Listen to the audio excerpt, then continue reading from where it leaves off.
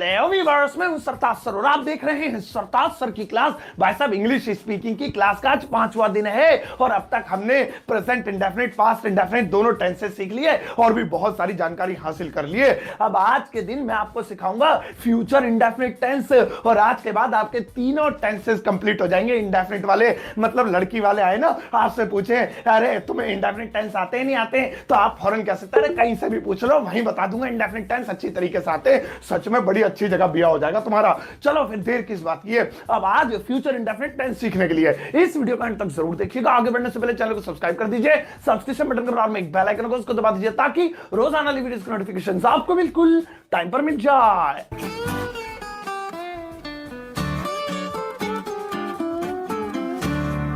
तो चलेगा शुरुआत करते हैं इस वीडियो की और आज 5वें दिन सीखते हैं इंडेफिनिट सीरीज का आखिरी टेंस यानी कि फ्यूचर इंडेफिनिट। अब सबसे पहले मैं आपको इस फ्यूचर इंडेफिनिट टेंस की पहचान बता देता हूं ताकि कहीं भी गली मोहल्ले चौराहे पे दिख जाए तो वहीं पीट दो, तुम इसे पकड़ के कि तू फ्यूचर इंडेफिनिट है, हमने तुझे पहचान लिया। ध्यान से सुनो पहचान। जिन हिंदी वाक्यों के अंत में गा, गी या गे आए उन्हें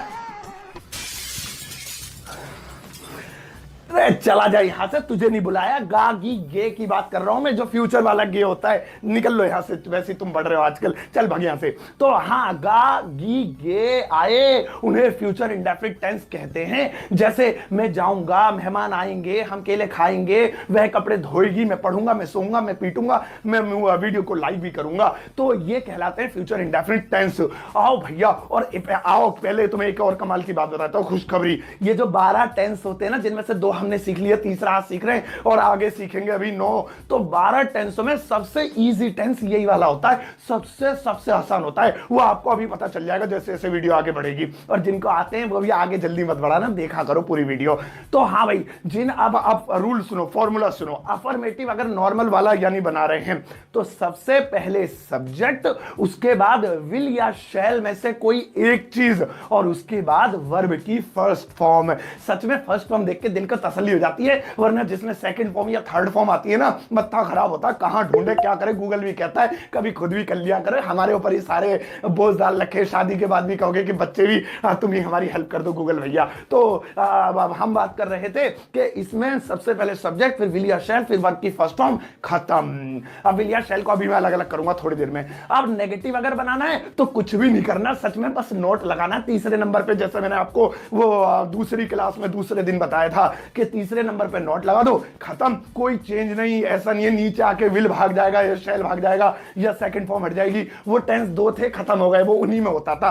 तो अब बस नोट लगाना, सब्जेक्ट प्लस विल शैल, कोई एक चीज उसमें से, फिर नोट, फिर वर्ब की फर्स्ट फॉर्म। अब आओ इस विल शैल को अलग अलग कर लेते हैं। तो भैया इसमें 2 राय हैं। पहली राय पुरानी वाली और दूसरी राय आज के जमाने की, मॉडर्न जमाने की और टिकटॉक वाले जमाने की। पुरानी राय ये है कि फर्स्ट पर्सन यानी आई और वी के साथ शैल लगाते हैं, बाकी ही है, शी है, नेम है, इट है, दे है या फिर एक से ज्यादा नाम है, कुछ भी है, सबके साथ विल लगाते हैं। यह है पुरानी राय। और नई राय यह है, शैल बंद कर दिया मोदी सरकार ने, उसको खत्म कर दिया, हटा दिया है, जीएसटी ले आ गई है उसकी जगह और बस हर जगह विल लगेगा। यानी first person, second person, third. वैसे तुम नहीं समझोगे फर्स्ट पर्सन सेकंड पर्सन किसे कहते हैं, तुम देसी सीखने वाले हो। मतलब I I, you I, we I, they I, he I, she I, name I, कुछ भी आए, सबके साथ विल ठोकना है। अब सवाल ये उठता है माने किसकी, मोदी सरकार। वैसे मोदी सरकार का इसमें कोई रोल नहीं है, मजाक कर रहा हूं। अब माने किसकी, पुराने जमाने की या नए जमाने की, यानी विल शैल का इस्तेमाल करें या नहीं करें।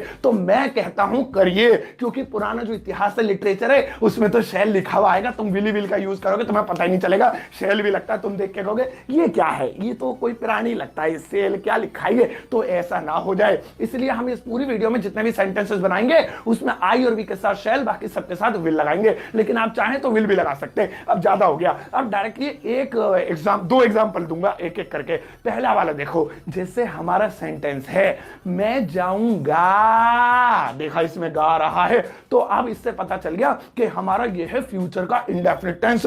आओ इसे मिलकर बनाते हैं। और भैया इसे बनाने के लिए फॉर्मूला तो लिखा हुआ ही है। सबसे पहले सब्जेक्ट, तो सेंटेंस है मैं जाऊंगा, अब मैं को नीचे उतारेंगे, आई यही सब्जेक्ट सब्जेक्ट है ना। अब उसके बाद लगेगा विल या शैल। तो वैसे तो विल भी लगा सकते हैं, लेकिन क्योंकि हम पुरानी वाली इंग्लिश के हिसाब से चल रहे हैं तो शैल, आई शैल, और जाने को कहते हैं गो, और वर्ब की फर्स्ट फॉर्म ही तो लगनी है गो, आई शैल गो। हो गया, ओए मजा आ गया। अब इसका नेगेटिव बना देते हैं बिना टाइम वेस्ट करे, तीसरे नंबर पे नोट लगा देते हैं, आई शैल नॉट गो। आज स्टाइल में बोल के दिखाता हूं, आई शैल नॉट गो। आप ध्यान रखना ऐसे ही। और अगर क्या वाला बनाना है, क्या मैं जाऊंगा, शैल आई गो, शैल पहले लिख देंगे, वही आपने तो पता ही है, इंटरोगेटिव यानी क्या वाले में हेल्पिंग और पहले लिख देते हैं। एक और बनाते हैं, बस लास्ट एग्जांपल है, फिर प्रैक्टिस करवाऊंगा। जैसे हमारा एग्जांपल है, हम छत पर लाल किले के सामने पतंग उड़ाएंगे, मतलब पतंग उड़ाएंगे, धीरे बोलते कभी आ जाए, तो हम छत पर लाल किले के सामने पतंग उड़ाएंगे। अब इतना बड़ा सेंटेंस तो भूलना मत, मैं उल्टी तरफ से बनाने की ट्रिक आपको बता चुका हूं। तो सबसे पहले वी यानी हम इंग्लिश में, उसके बाद उल्टा चलो, सबसे पहले आ रहा है गे आ रहा है, उसके गे के लिए शैल लगा देंगे, वी के साथ शैल लगता है ना, चाहे तो भी लगा सकते हैं, इट इज ओके। तो वी शैल, उसके बाद उड़ाएं, उड़ाने को कहते हैं fly, fly we shall fly. फिर आ रहा है पतंग, कहते हैं काइट।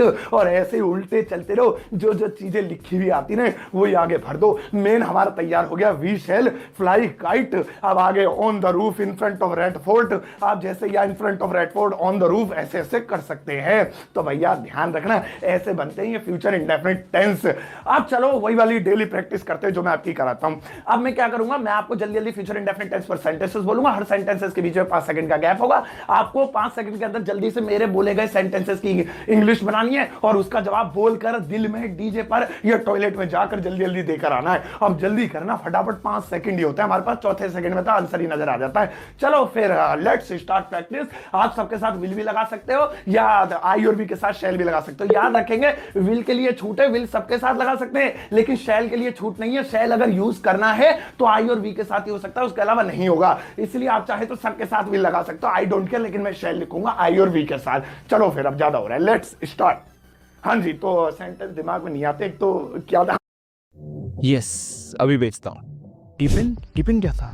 42646। Let's start. हाँ जी, तो सेंटेंस दिमाग में नहीं आते, एक तो क्या था, हाँ, मैं जाऊंगा,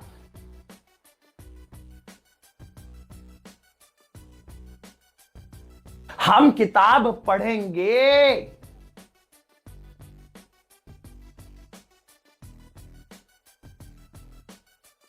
तुम टीवी नहीं देखोगे,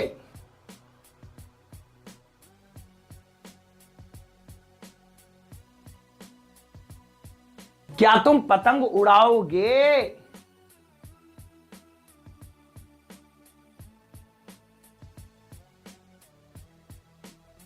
मैं केजरीवाल को पत्र लिखूंगा,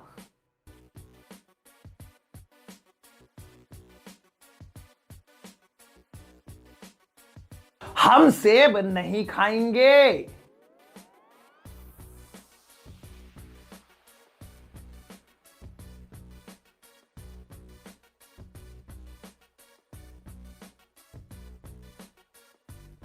तुम फिल्म नहीं देखोगे,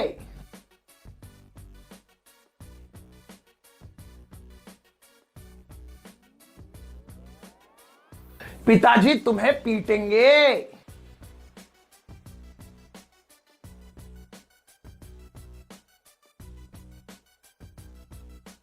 माताजी खाना पकाएंगी,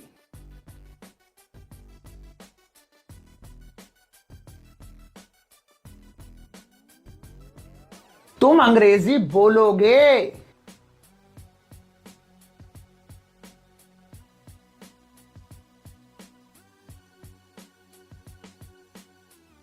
हम मोबाइल खरीदेंगे,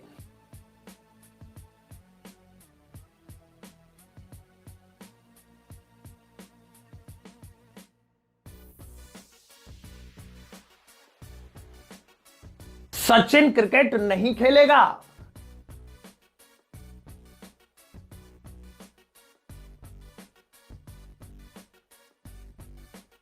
मैं तुम्हें शादी में नहीं बुलाऊंगा,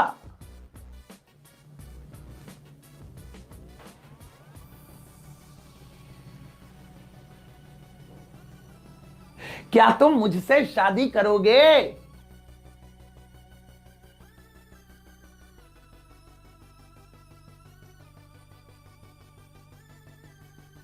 अरे अरे बस बस बस बस बस, मेहरबानी, तुम्हारी उंगलियों में सूजन आ जाएगी, ज्यादा अब लिखोगे, वैसे तो बोल रहे हो तो मुंह में भी आ सकती है। सो गाइज, अब यहाँ पे आपने जितने भी सेंटेंसेस बनाए होंगे, आई एम श्योर सॉरी अच्छे गए होंगे। एक तो टेंस इतना आसान है, ऊपर तुम्हें पढ़ाए हुए तो देख नहीं रहे हो जहरीले तरीके से, मेरी भी तो कुछ इसमें तारीफ बनती है। अब तुम्हें होमवर्क देता हूँ, क्योंकि आसान आसान थे, जरा खतरनाक खतरनाक सेंटेंसेस देता हूँ। अरे एडिटिंग वाली मैडम, इनके लिए लगाओ फिल्म नहीं, वो सेंटेंस लगाओ, हाँ यही वाले बस। तो भैया यहाँ पे को लिखे हुए फ्यूचर इंडेफिनिट के ऊपर कुछ जहरीले सेंटेंसेस, इनकी ट्रांसलेशन इंग्लिश में करनी है और उस ट्रांसलेशन को इस वीडियो के कमेंट बॉक्स में पोस्ट करना है। जैसी मेरी तिरछी नजरें उसमें पड़ेंगी, ओए होए लाइक करूंगा, और ज्यादा अच्छा बनाओगे तो हर्ट दूंगा, और पता नहीं ज्यादा ही अच्छा बनाओगे तो कसम से दिल भी देकर आ जाऊंगा।